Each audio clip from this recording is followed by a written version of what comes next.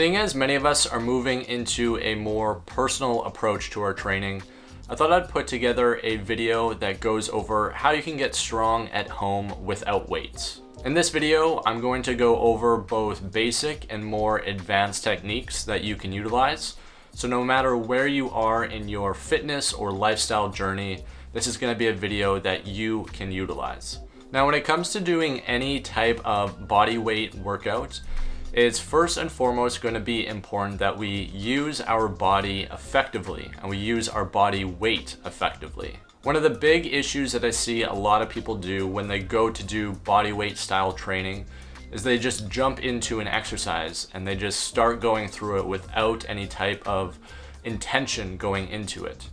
And something that I'm going to want you to prioritize before we jump into the actual program for today is actually being deliberate about the exercise itself and actually try to concentrate on what muscles it is that you want to activate throughout the course of this program. The more that I can draw the mind and muscle connection as I'm going throughout this, ultimately the more benefit I'm going to get. It actually doesn't really require that much load for our muscles to be stimulated. If we're doing so in a way that is biomechanically efficient, but also that is being connected with our nervous system and our neurological mind as well. So my recommendation to you for today's workout is to put more effort into it than you think would be necessary. Don't just go through the motions for the sake of going through the motions. Actually approach it with thinking about lifting heavy weight as you go through it. Think about kind of all these little integrated pieces that I'm going to cue you through and see if you can link all those systems together. So now that we got that out of the way, let's actually jump into the nuts and bolts of the workout. For exercise 1, we're going to be going through lunges. So the first thing you might notice with these lunges is they are a little bit shorter than your average lunge. And there is a reason for that. And the main reason being is it's going to recruit more muscles throughout our legs, throughout our pelvis, and it's also going to give us the opportunity to link our upper body into the motion a little bit easier as well. So what I want you to focus on here is a very slight weight distribution transfer going from the heel to the toe, primarily on that lead leg. So we are going to be slowly shifting weight back as we take the pelvis down. And then as we're coming up, I'm going to think about going more to the forefoot. By doing this, what we are teaching our body is that when I bring weight to my heel, I'm going to get some base level of activation through the posterior side of my leg and really throughout the entire backside of my body. And what we want to try to prioritize is as we come up and we're going more towards the forefoot is maintaining some of that base level of tension, not just disconnecting from that. And that's how we're going to kind of get the interplay between the anterior and posterior chain through the lunge. These repetitions are meant to be slow, controlled, and focusing on those points that I just mentioned. You shouldn't have to do a ton of these. You might even notice throughout the course of 5 or even 8 reps that it's quite fatiguing, especially if you're linking this well to the muscles in the leg and then through the pelvis. As you get a little bit more comfortable with this, what you can start to incorporate here is the arms as well. So you can see my arms are going opposite to one another. As my hips are going back and I'm dropping into the lunge, I'm going to be taking my left arm forward and my right arm back. An easy way to approach this is just think opposite arm, opposite leg, and I'm just going to kind of flow my arms back and forth throughout this motion. The more advanced or dynamic version of this is just doing a split lunge. I would not recommend that you just immediately jump into this. I know there's going to be people out there who want to. I would be that person months ago, but do your best to start with the basics and then work your way up to the more advanced technique. So for this switch lunge, really all we're doing is taking the slow, controlled movement and we're doing it in a more dynamic fashion. And I'm trying to create kind of a base level of ground tension here that's going to allow me to almost act like a spring where I kind of pop up and then I'm going to catch that momentum as I descend back down. And the amount of momentum that I'm catching, I'm utilizing that to propel myself back up vertically. And I try to envision myself almost being like a rhythmic spring as I go through this, where there's always this changing dynamic of tension in my body going up and down and from one side of my body to the other. If you are someone who is really keen to jump into the more dynamic version or just want something that's more stimulating, you definitely can do so, but I would start with the basic lunges, maybe do one set of 5 to 10 reps on either side first, just to give your body that baseline of programming to work from, and then you can start to experiment with the more advanced style movement. The next exercise we're going to get into is the push-up. Now this is definitely a household exercise. I see lots of people doing push-ups, but I also see lots of people doing push-ups incorrectly. So let's make sure that we're actually dialing in the basics of this movement, and we're gonna have a priority focus on what it is that our shoulders are doing as we go through this. Now, one of the bigger mistakes that I see with this exercise is people going through a push-up with a unstable shoulder joint.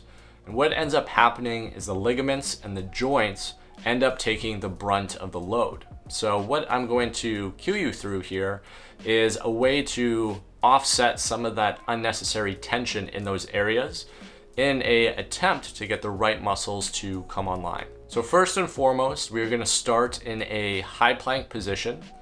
And what I want you to think about doing is creating a subtle amount of hand tension here into the floor, almost as if you're trying to squeeze a watermelon in between you. And this is going to give you a baseline of tension into your pecs, but also into this joint in the back called your scapula.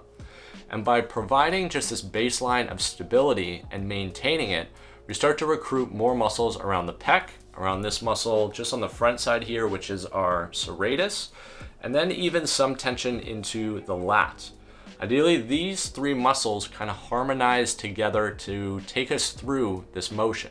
And if we do this well, we should be able to get full depth, almost taking our nose right to the ground. Even if you got lanky ass arms like me, you should be able to go all the way down to the floor and then use that tension to just gently push yourself away from. There shouldn't be any type of lower back issues where you're kind of sinking or creating kind of this C curve in the lower back. So again, principles around intra-abdominal pressure and having some core tension will go a very long way here for you. And just be mindful that you're trying to keep that intact relative to the tension that you have in your shoulder. For the more advanced version of this, we are gonna do a push-up row. And this is personally one of my favorite exercises because we're taking aspects of the push-up, but we're also getting a pull out of it as well. So we're working really both sides of the spectrum here. And much like we were doing with the switch lunge in the previous exercise, what we're gonna prioritize here is using the momentum from the push to take us smoothly into the rowing motion. And you can see here, there is a gentle amount of rotation that's happening in my upper body. You definitely can play with that, but if you also just wanna lift the arm and just kind of get used to that rowing motion, you certainly can do that as well. Now, once you get to the top position here, what you can play with is kind of catching this motion in a row, but then letting yourself come right down into a push-up. And you can start to dynamically load kind of this front side of your body as you're going through this. So it's almost as if we're catching the momentum both ways. I'm catching the momentum in the push-up with my pecs, and then as I'm pushing away, I'm catching the momentum from the push in the pull with the arm as I'm following through the exercise. So moving right along, we are gonna get into the third exercise, which is going to be our knee cross. Now this is very similar to the push-up position and that high plank position, so I won't go into too much detail around the shoulders here, but we are gonna focus on taking the knee as close to the elbow as we can without breaking form. And really all I'm doing here is just working a cross pattern with my knees, just going from opposite knee to opposite elbow. One thing to watch out for here is that your lower back isn't excessively rounding, as that can create issues or even a feedback into the lower back that wouldn't be too pleasant to deal with. So just be mindful that your lower back is staying relatively neutral here. It will maybe tuck a little bit, but if we are recruiting our abdominal muscles properly, then that pelvis should stay relatively stable throughout the motion. And for our last exercise, we are gonna get into a hopping matrix. This is another great exercise because it covers almost every concept that I've covered on this channel in one go. And we are also working a three-dimensional motion, so we get bonus points for that. So really what we are trying to do here is go from a single leg hop to then a cross going back or forward to a hop going across to a cross going back. Now that is really confusing even as I say it, but you can imagine almost this cross pattern like this. I'm going boom, boom, boom, boom, boom, boom. And all we're doing is we are really just making a imaginary X in front of us. And I would recommend that you do this both ways. And again, similar to the exercises that we were working on previously, we can think about kind of absorbing the momentum here. Absorbing and then catching with kind of that baseline of tension that we have in our body. And when we use this baseline of tension, there is a lot higher likelihood that we are going to kind of catch the momentum with muscles rather than with a tendon or a joint. And this is something that I can't emphasize enough, because if we're not being mindful of this and we're not, say, someone who is genetically gifted, which is a lot of us, then we are probably going to run into issues when we start moving into these types of motions. So although this exercise might look relatively basic, it really can be as challenging as you want it to be. And the more that I can focus on the proper dynamics of what's happening in my body, overall, the more I'm going to get out of this exercise, but also the entirety of these exercises that we have gone through today. So as you can see, you can get strong at home without any weights. It really doesn't require an exorbitant amount of weight if you are focusing on the attention to detail and not just forcing yourself through the motion. The more emphasis that you can put into what it is that you're trying to accomplish, both with exercise, but really anything in life, ultimately the more you're going to get out of it. This, like anything else, is going to take time, consistency, and practice. But when you combine all those elements, you really do have the recipe for a long-lasting and strong body. So play around with this workout and try to go through it more than once. See if you can get used to the sensations of what's happening in your body as you go through it. You might be surprised as to what starts to turn on in your body when you actually start to mindfully connect these types of motions. If you enjoyed this video and want more content like this, as well as other content that I make around mindset and self-mastery, then be sure to like this video as well as subscribe to the channel. And something that would help me out greatly is if you shared this content, as that does just help to bring more like-minded people like yourself to the channel. Until next time, make sure you are prioritizing and then you are optimizing for you. I'll check you in the next one. Check you. I'll see you in the next one. Peace.